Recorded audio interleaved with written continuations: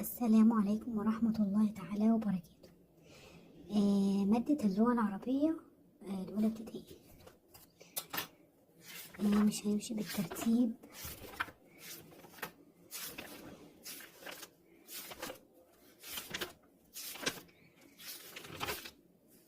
هنا طلب مننا رسمة سلحفاة.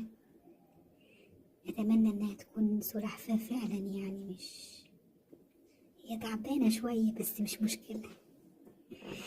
طيب، وكانت دي رسمة الزهرة. طبعا أنا ماسكة الموبايل بإيد وهرسم بإيد، فهكمل رسم وارجع لكم تاني. رجعت لكم هنا تاني بعد ما رسمنا النحلة. هي تعبانة زي الزحلفة برضو، بس مش مشكلة، يعني تقضي الغرض وتمشي.